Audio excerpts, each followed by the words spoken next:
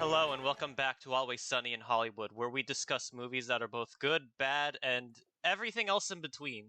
Hey there, my name is Red, and today we're going to be celebrating the White Boy Summer. Hi, my name is Patrick, and what was that? Okay, well, let's just jump into it. So, I guess in Really, entertainment what was news. that? So, do you guys know who Chet Hanks is? No. Okay, so Chet no. Hanks is Tom Hanks' son, and he is fucking insane. He has the funniest stuff on Instagram. Yesterday he posted that he's declaring this summer the White Boy Summer, and he was like, "Oh, it was so funny." Well, we got a few months until that's a reality. For what particular reason would he declare this the summer, the white boy summer? No, it was so funny. I'm not gonna play the video, but it was like he was basically like, guys, I just got a feeling that this summer is gonna be a white boy summer. I don't mean Trump white. I mean, me, Johnny B, Jack Harlow. I'll keep you guys posted on updates. And it was like, Jesus. the man has just no shame. It's amazing. It's so funny. Tom Hanks has 3 kids. Colin Hanks is exactly what you'd expect Tom Hanks' son to be like. This very polite man. And Chet Hanks is the polar opposite, where he is insane. He constantly puts on this like fake Jamaican Rastafarian stereotype accent. It's so funny. Like, he's so insane that no one's even like offended because it's so weird. I'd love to see Tom Hanks's family tree based off everything you just said. I wanted to see him have a conversation with his kids because I'm wondering how the hell that would go. What's funny is I've actually seen a few movies Chet Hanks was in. He played Ben Grimm's brother in that really shitty Fantastic Four movie. Okay, ladies and gentlemen, apparently this is actually the Always Sunny in Hankville podcast now. Took a wrong turn somewhere. Anyway, back to, since we Fantastic Four, let's talk about superhero stuff. So Amazon Prime, they released a new animated series called Invincible, which is an adaptation of a comic book that I'm briefly familiar with. I haven't read too much of it, but it's from the same creator as The Walking Dead. I thought it was pretty interesting because it is the only animated series I've ever seen in my life that has hour-long episodes. I guess it's including anime. I've never seen a show with hour-long episodes. Off the top of my head, I don't think I can say I've seen anything like that either. Yeah. Me neither. Overall, I'd say it's pretty good so far. They made a couple changes from the comics. Apparently, they moved some events around. They added some dialogue to, I guess, modernize it. But for the most part, it's pretty faithful, and I recommend it. It's basically about what if Superman had a kid, and the main character is the kid. Also, Superman's got some extra layers to it, but I don't want to spoil anything. I don't know anything about superheroes, but isn't that the point of like Supergirl or something? No, Supergirl was something else. Okay. Yeah, Supergirl was they're just trying to get a female audience. Let's be real. That's the real reason Supergirl exists. And why isn't there a Superwoman? I remember I watched the first few episodes of Supergirl when it started airing, but for some reason I stopped. I remember it was good. I just don't remember why I didn't watch the rest. I heard the show got kind of bad after a while. The only CW show I saw was Flash season 1. And yeah, it was kind of fun. I still don't understand why they keep calling King Cold or Captain Cold. I forgot the name. But instead of going by his supervillain name, they go by just his real world name, and his name is Snart. And Snart is the dumbest fucking name for a supervillain ever. He's just one letter away from a cocaine addiction. He's one letter away from shark. That sounds like a noise you'd make when you sneeze and fart at the same time. Yeah, exactly. But yeah, check out Invincible if you guys have the time. Animation-wise, some parts of it look kind of off and stiff, but the action scenes, they really go all out with the action scenes. So those are pretty impressive. And I guess more depressing news: 2 celebrities that I actually like quite a bit passed away. Any of you guys know who Jessica Walters is? I believe I've heard the name. The name sounds familiar, yes. Okay, she's the mom in Arrested Development, and she's the mom in Archer. I'd say those are currently her 2 most famous roles. Never seen either of those shows, so Well, Arrested Development is probably my favorite sitcom ever, so I highly recommend that one. And Archer is a pretty light watch. Yeah, incredibly funny. Damn shame she passed away. She was 80 though, and she passed away in her sleep. So at least it was a natural death. It did sound like she And had a good career, though.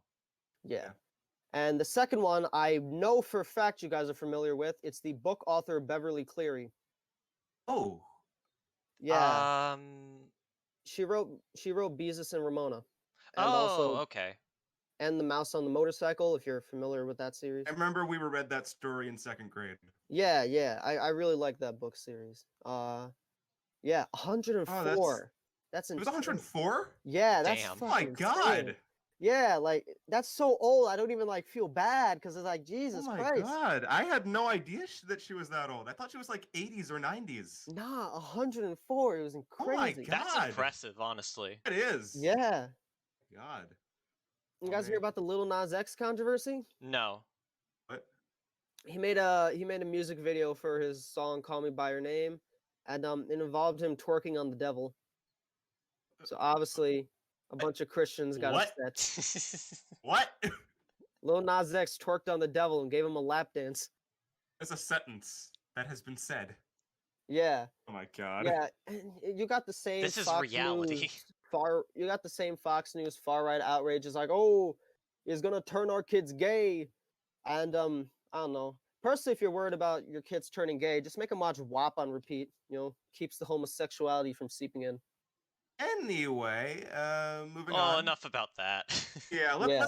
let's talk about the movie. Let's talk because there's a movie for this podcast, Oh yeah. right? I There's had a like movie, right? I had like three more things. I don't know. You guys know about NFTs? No. Yeah, NFTs are pretty stupid, and a bunch of artists are doing them, so their audience is getting mad. All right. You guys know Lindsay Ellis, That I Name think I'm the sounds nos- familiar familiar. with. the nostalgia chick from the Channel Awesome days? Never really watched her, but Oh. the name is familiar. Yes, Yeah. I know who Well, she is. she got in some controversy on Twitter because she compared Raya the Last Dragon to Avatar the Last Airbender. A lot of people are like, Lindsay, that's just Asia.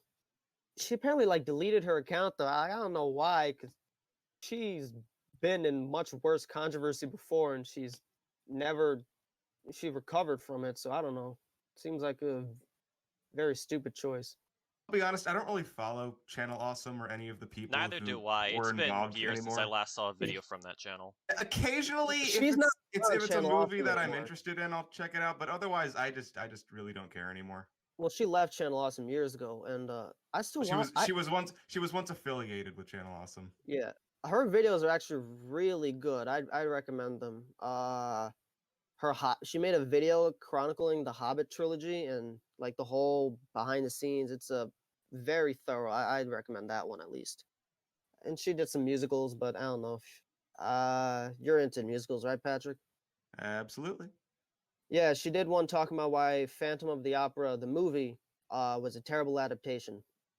I've never even seen the play Phantom of the Opera, let alone the movie. Oh yeah. Which is like sacrilege since it's like the longest running musical in history. Yeah. Well, keep in mind, you At haven't least seen on it Broadway. yet. As long as you The do see Yeah. it at some point, Well, you're good. well, The only as long as Broadway is still shut down, I'm not heading anywhere anytime soon to see a show. there is one version of Phantom of the Opera, like a movie version that I think is pretty good. It's called Phantom of the Paradise. It's by Brian De Palma. It's a rock opera, so Phantom of the really? Rock Opera. Yeah, it's really cool. It's got like a Tim Burton-y aesthetic, so I'd recommend it. Isn't there a Okay. sequel to Phantom of the Opera? It goes by a different name or something. I think it's called Love Never Dies. Yes, yes, that one. Apparently it's not that good from what I've heard. All right. I don't know. I hear people around me talk about it all the time. Well, Okay. maybe it has a bigger following among audience, but I know Maybe. critics didn't like it. I probably I have don't to go know. check with them on that. I feel like very few plays, when they get movie adaptations, like they actually really leverage the movie medium. Like I think Phantom of the Paradise is the only good one because it's directed by Brian De Palma, and like he's an actual movie director, and he wanted to do something new rather than create something 100% faithful. Actually, guys, I don't know if you noticed, there's a lot of musical-based movies coming out this year. There's In the Heights, there's West Side Story, there's Dear Evan Hansen, there's Everybody's Talking About Jamie. There's a lot coming out this year. Yeah, I have a feeling that West Side Story is going to be the only good one because it's directed by Steven Spielberg. Actually, out of all those, the only one that I have seen is West Side Story. Yeah, same. Was West Side Story a movie first, or was it a play? It was I think a it it was was a a play. It was yeah, a it play was a first, play. then it was a movie. All right. Okay. Well, the movie is apparently a classic. Fun fact: did you know West Side Story is Michael Bay's favorite movie? Really? Really? Yeah, I would never have guessed that. Michael Bay is a fascinating man. I need to recommend Pain and Gain one day because that's his best movie. Actually, I'm gonna put that I on my don't think there were any recommendation list. explosions in the movie, but okay. Yeah, but he really likes the Coen brothers, so Pain and Gain is more of his attempt at making one. Yeah. Okay. Well, Okay. I think that's enough news. Why don't we actually get into the real meat of this episode? Right, because Yeah. at the time of the Lugia, you recording, wanna? we are 11 minutes in. All That's right. So, better than 18 minutes, which is when we talked about one of the earlier movies. I can't yeah. remember which one. Memento is directed by Christopher Nolan. You may have heard of him. It was also co-written by his brother Jonathan Morin, and this is Nolan's second movie, and Yeah. he did a pretty Jonathan good job Nolan. for a second attempt. Yeah. What was his first movie? His first movie was this low budget feature called Following. I have not seen it, but it's apparently the budget was only $6,000. So Oh, that's more than this movie. This movie apparently had a budget of like 4 million. I said 6,000. Oh, dang! I heard million. Oh my goodness. Yeah, as in like I could probably muster up $6,000. So just saying, fellas, once the pandemic's over, okay. Yeah, Christopher Nolan, he is arguably the most famous, or at least most powerful working director in Hollywood right now. Uh, Every, I'd say that's kind of true. I wouldn't say he's the most powerful, but I'd say he's the most powerful because he's the only one that has big budgets and full creative freedom.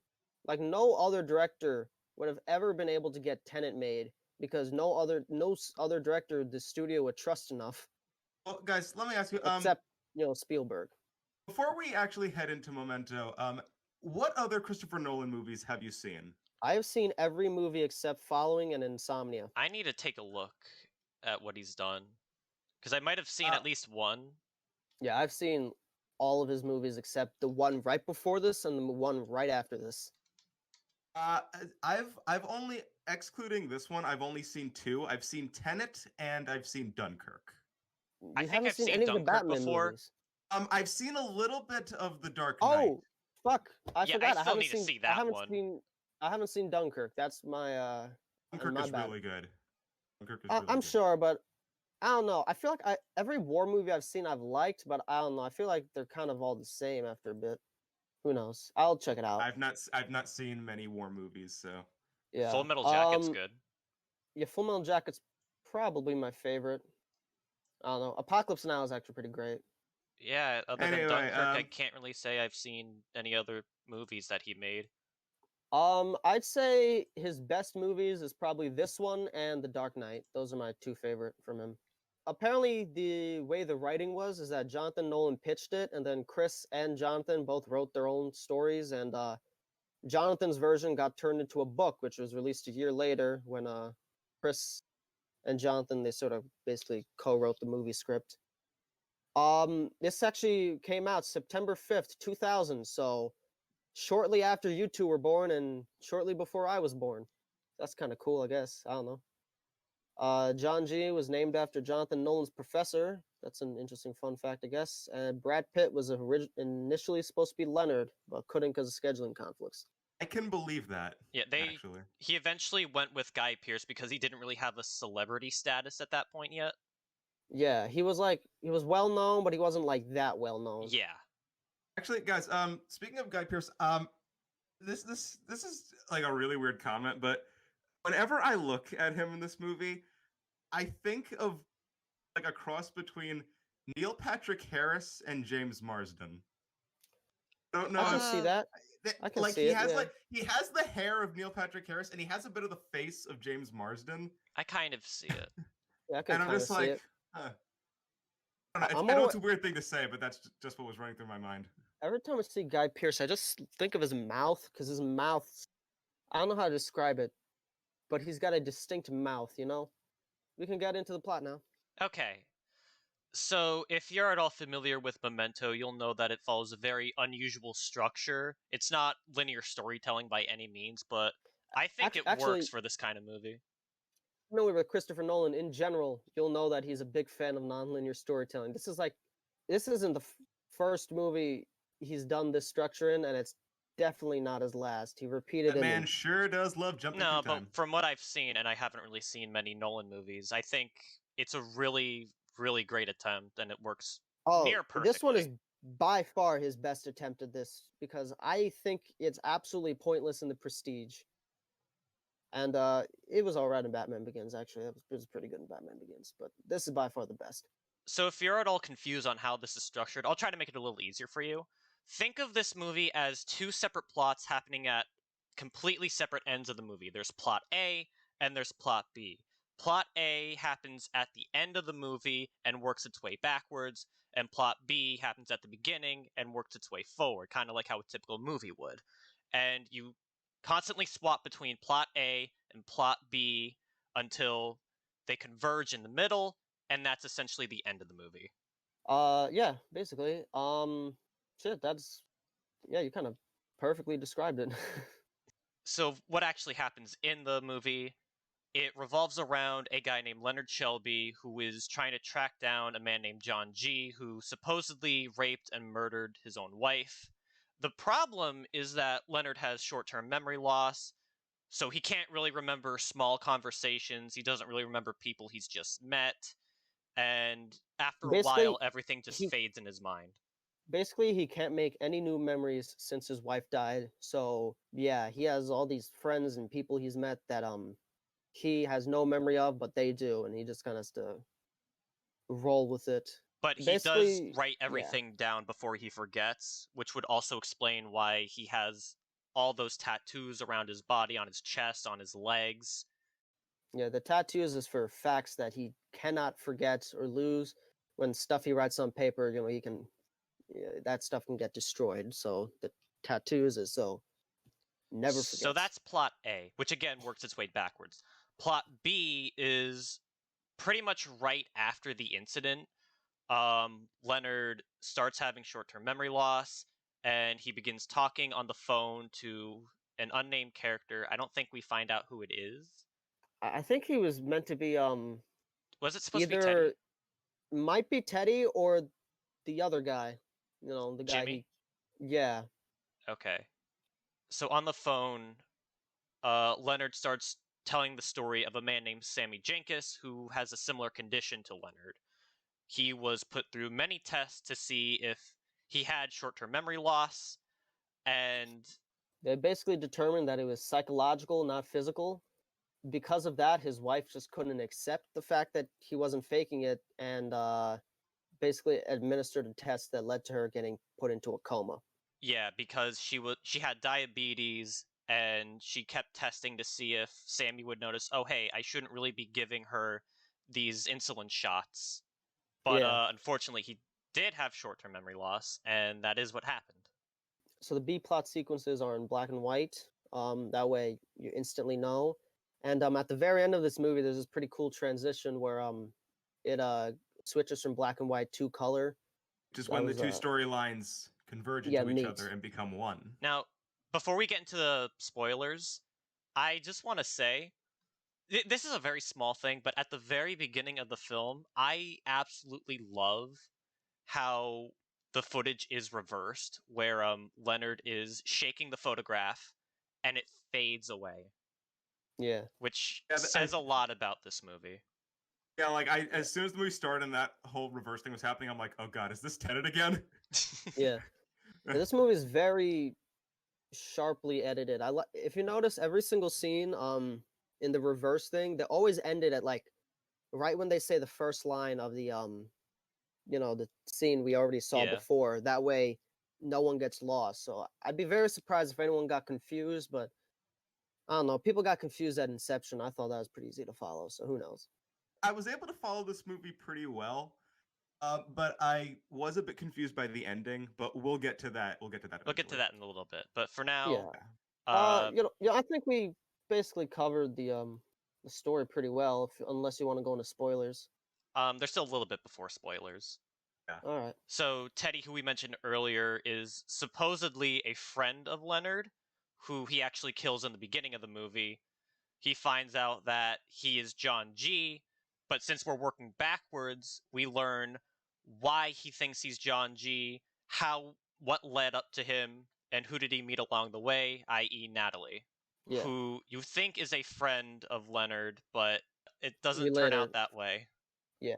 By the way, I feel like we should just briefly mention Lugia and we have both seen this movie before, and this is Patrick's first time. So, we knew since we already seen it before, we already knew the twist going in, so we kind of had a different perspective when Patrick got to see it with fresh eyes and didn't know the ending twist. I will say though, this movie still worked really well, even though we knew the twist, because there were Yeah. so many little things we caught on to. Yeah, And it, because now it's very interesting from a character study perspective. exactly. Let's go into the spoiler section.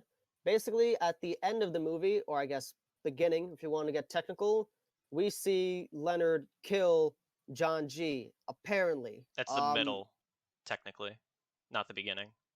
you know what I meant. Yeah, I know. And basically, we learn that Teddy basically reveals that he's a cop whose name is also John G, which is why Leonard killed him in the beginning. Sort of. It doesn't help Basically, that John G is a common name in that town. yeah, Teddy basically explains that John G is a ridiculously common name and that Leonard actually killed him a year prior and that Teddy's just been using him to kill off criminals that he cuz I don't know, he's a dirty cop. He also explains that Leonard and Sammy are the same person. However, it's kind of left up to us to know whether he's actually telling the truth or not or whether he's just trying to fuck with Leonard. That's almost kind of what the ending is. Is it real? Is it not real? But basically, Leonard decides that to intentionally write himself lies, so he ends up killing Teddy because he'd much rather live in this delusion than keep on than I guess accept. And the bittersweet thing about that is that he doesn't know the truth anymore because he just forgets. So he Yeah, thinks he's doing the right thing. yeah, and the I really like that one line he said at the end where it's like I'd rather it be a dead man than a killer. I feel like that whole ending really tells you so much about Leonard's character. And rewatching this, I was like, it's a lot more interesting. So yeah, Leonard basically just goes into self-deception, kind of uses himself almost to get revenge on Teddy. It's interesting. I should also point out for spoilers that his Leonard's wife actually survived the initial attack. She was the one who died from the overdose of insulin because she had Well, diabetes. that's the thing. We're not exactly sure if Teddy was telling the truth about the Sammy thing. So it's kind of left up to you to decide if it's true or not. Because if Correct me if I'm wrong. I think Teddy said that Sammy was faking it. Yeah, Teddy said that he was a con man and that he didn't actually have a wife. Teddy said multiple things to Leonard at the end to just fuck with his head, I think. So I'm not gonna actually believe him. I kind of think that, but regardless of what you believe him, it still works. But yeah, Yeah. I feel like Teddy was intentionally just trying to mess with Leonard, so Leonard wouldn't kill him, or Leonard wouldn't do shit. Well, too late for that. Yeah. So anyway, structure. Well, let's get into our general thoughts. Obviously, structure was really ingenious. I really like how it's honestly very impressive. Like so much gets revealed with every.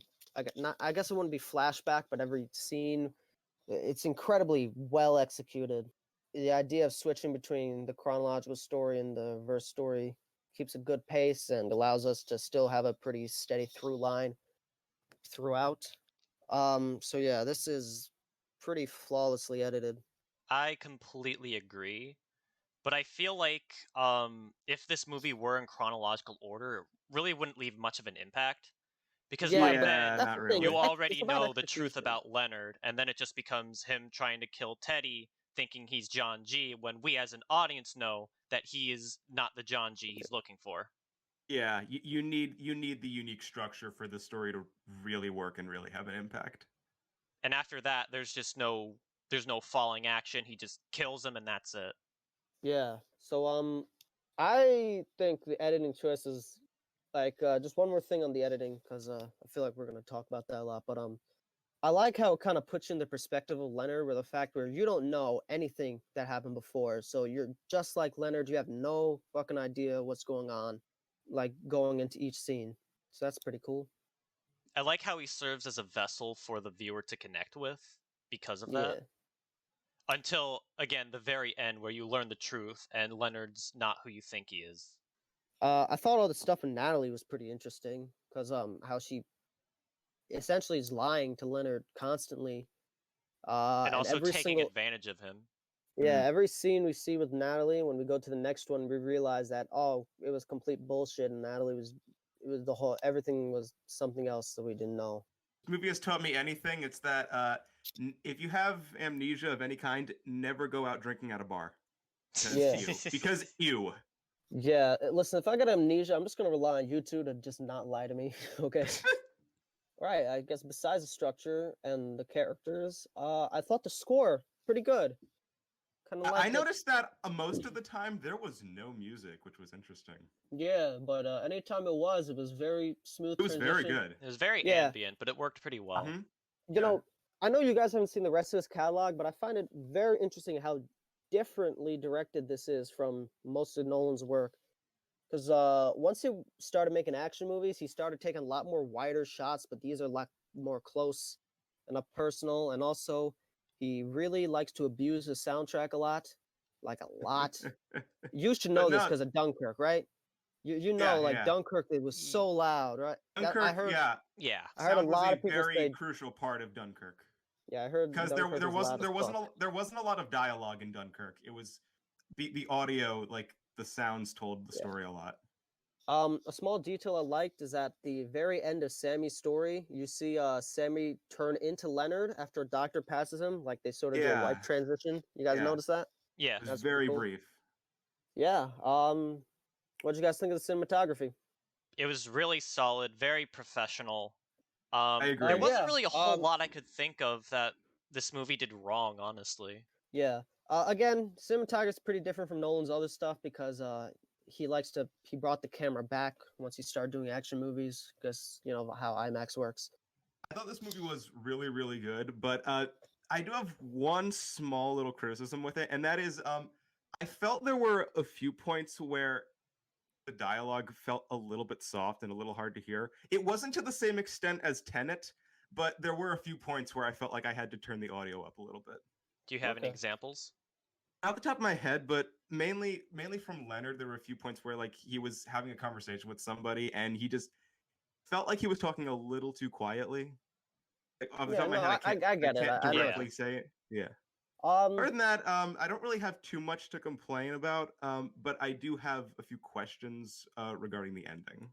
Well, Yeah. okay, this isn't actually Alright. something from the ending, but this is something I didn't fully pick up on or get. Why did he? Why did Leonard hire the prostitute as a way to lead to him burning his wife's stuff? I guess he knew that if Did he came need like a to, reason? I guess like- it was more of like Trying to leave the past behind? I don't know. I feel like he knew that he could mislead himself into thinking something. Like Um, if he thinks that the prostitute used his wife's stuff, he'd be like, "No, this is tainted now. I must get rid of it." yeah, maybe something like that. So I didn't quite fully understand what that was about. And the other thing is this might sound like a really stupid question, but at the end of the movie slash technically the middle of the movie, why didn't Leonard just kill Teddy right there? I don't think he actually wanted to kill Teddy. That's the thing.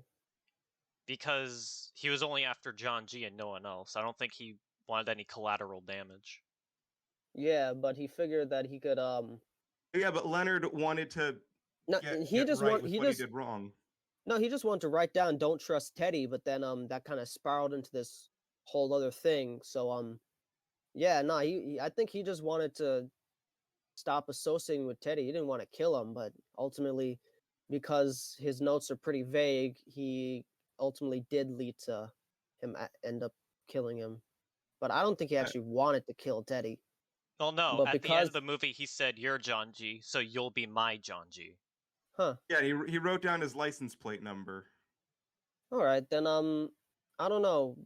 Maybe he just wanted something to do. He needed some sort of purpose in life, so he figured if he tricks himself into thinking Teddy's the killer, then he'll have something else to do in his life. Because it really seems like he's been going at this for several years now. I mean, what else does he have? He has nothing outside of just chasing John G. Did they ever say how long it's been since his wife was killed? I think it was a year.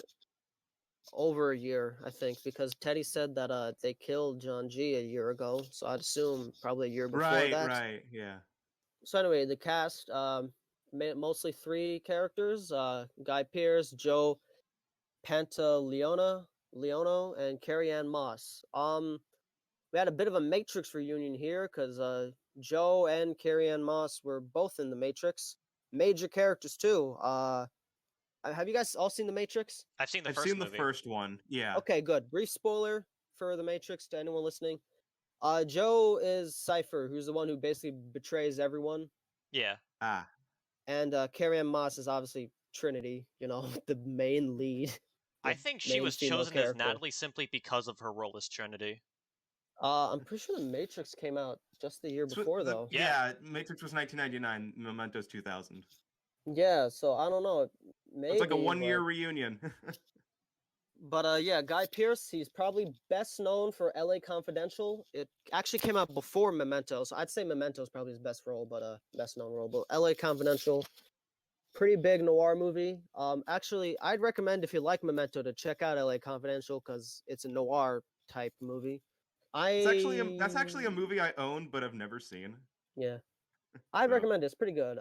He also played the villain in Iron Man 3, and he played this really old dude in Prometheus. I It looks like vaguely remember him in Iron Man 3, but I haven't seen that movie since it first came out. yeah, I think it's pretty good. One of the better MCU movies. Honestly, I think the acting in here was really solid. Everybody was Or at least from excellent. all the major characters that we've seen, Yeah. or those who Yeah. had the most Let's screen see. time. Joe Mhm. was if Joe was also in The Goonies, he played Francis. He was in The Fugitive, and he was the chief from the Bad Boys series. I honestly don't know Carrie Ann Moss from anything besides this movie and The Matrix. Joe was also a Captain Gerald Mullen from MASH, the TV show. Like, yeah, Oh. I saw the MASH movie, not the TV show. But yeah, that's it. So yeah, I guess final thoughts. I'd give this a 9 out of 10. I think it's Nolan's best movie, and I think it's the best movie we've seen so far on the podcast. Same here, but I'd give it a 10 out of 10 because again, there's not really a whole lot I could think of that's wrong with this movie. And if so, Yeah. they're just very, very minor things. No movie is perfect, and I understand that, Yeah. but this Mm. this is pretty close. I think, ironically, this is Nolan's most memorable movie, despite it being about memory loss. If you're looking for a good psychological thriller or just anything that you could be interested in, especially with the unconventional structure, I think this is it for you. To rate this, I'd say I'd give it an 8. I wouldn't say it's one of my personal favorites, but it's incredibly solid and very well structured, and I think it's definitely worth checking out if you haven't. Yep. Now, Where would you put this on your tier list, Patrick? I'd rank this a little bit below Scott Pilgrim. Okay. I still think Scott Pilgrim is the best movie we've talked about. All right. Okay, now to get to movies similar to Memento. Finding Dory. Finding Dory. It's a real. I mean, sorry, it's about a lady sorry. with short-term memory loss. She's going on a bit of an adventure. Yeah, okay. Enough with the jokes. I'd say the movies by Christopher Nolan that this is most similar to is probably The Prestige, Following, and Insomnia. Again, I have not seen Following and Insomnia, but they're both noir-type stories like this, so I'd assume they're pretty similar. The Prestige is about magicians, but it also has the unconventional structure and stuff. Outside of that, I'd say a lot of David Fincher movies, I feel it's pretty similar to. Mostly Seven. I'm guessing that's why Brad Pitt was going to be in this, because this is remarkably similar to Seven in some areas, especially cinematography wise. I felt it kind of reminded me of Seven with the grit. Also, a little bit like the game. The game also has a kind of mind fuck aspect to it. Maybe Fight Club. Fight Club has a pretty crazy twist. Maybe Gone Girl. I don't know. Donnie Darko, I'd say too. It's got sort of an unconventional structure, mindfuck aspect. Shutter Island, crazy twist. That's Scorsese, by the way. Shutter Island. Outside of that, I don't know. Taxi Driver, Vertigo, 12 Monkeys. That one has a pretty crazy twist and has a mystery aspect. Obviously, L.A. Confidential. I mentioned that earlier. Chinatown, Who Framed Roger Rabbit. I was thinking Eternal Sunshine.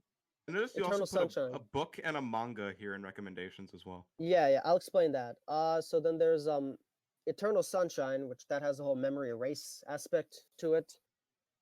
I was thinking maybe Rashomon and the Usual Suspects, but because Rashomon you kind of hear the story from multiple different perspectives, so there's a bit of, and there's a lot of character study aspects of there. And Usual Suspects has the famous twist, which personally I saw the twist coming a mile away, so I don't really get it, but you know. To go into the book, I put Killing People, which is a sci-fi book. Basically, that's about a dude that could it's about a world where people can clone themselves. So you actually you follow multiple different clones, and the audience gets all the pieces of the story, but they don't necessarily the actual mystery. So it's sort of a very unconventional sort of mystery story, and that was kind of reminded me of Memento a little bit. And Pluto, it's a sci-fi manga about an android. That one's a much more straightforward mystery, but I felt like some aspects of the character stuff kind of remind me of it, and we do follow a bunch of different characters and stuff. So yeah, Pluto's kind of a loose connection, not super close, but I don't know. I was just reading Pluto recently, so that's probably why I thought of it. And I put in Pulp Fiction simply because of the broken structure. Yeah, I guess I put Reservoir Dogs too then, I guess, because yeah. All right, so Patrick, it's your turn to recommend the movie for next week. Okay, so for this podcast, we have the movies we primarily talked about have been action movies, comedies, action comedies. But with Memento, we changed things up a little bit with a thriller, and a very good thriller. And I thought I'd continue this by also recommending a movie in a genre that we have not talked about yet. Horror? How did you know? Just a lucky guess. Well, you're correct. And actually, although this is a movie I haven't seen, from what I've read about it and seen from trailers, there's actually a few similarities to Memento. This is also a movie about a relationship in which one of them is dead. But while Memento was leading up to figuring out who killed the person, this movie is more trying to figure out, are they actually dead? And the movie I am talking about and going to recommend is 2020's The Invisible Man. Oh, I've seen that movie. I've heard of it. Yes, I've seen it. Yeah, starring Elizabeth Moss. I'm not really a horror movie guy, but this looked really interesting to me. Yeah. All right.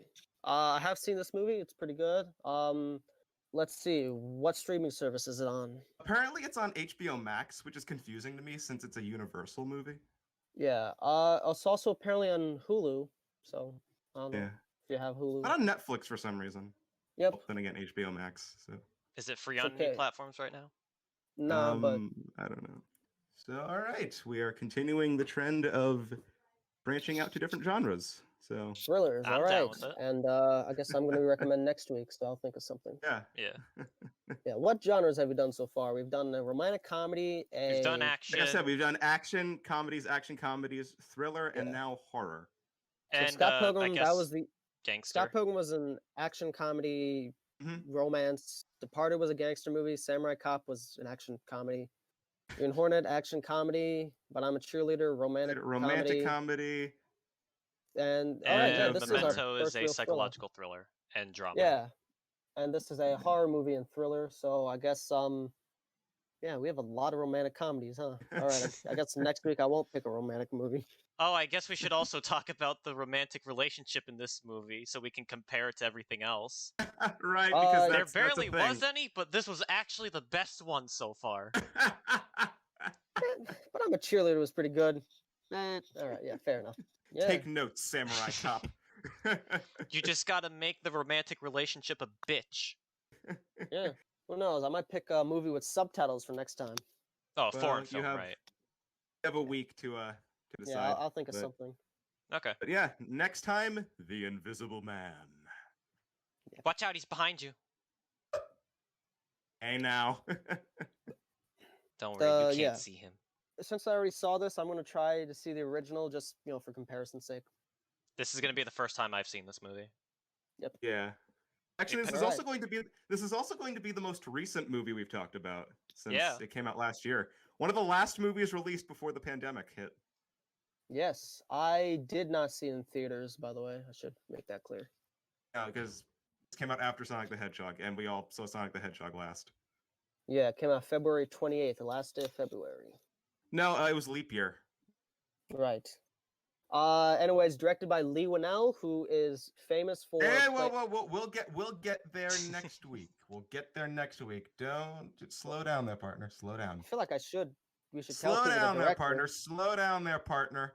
All right, whatever. Slow Next down week. there, partner. All right. Next week, Invisible Man, the 2020 remake, directed by Lee Winnell. See you then.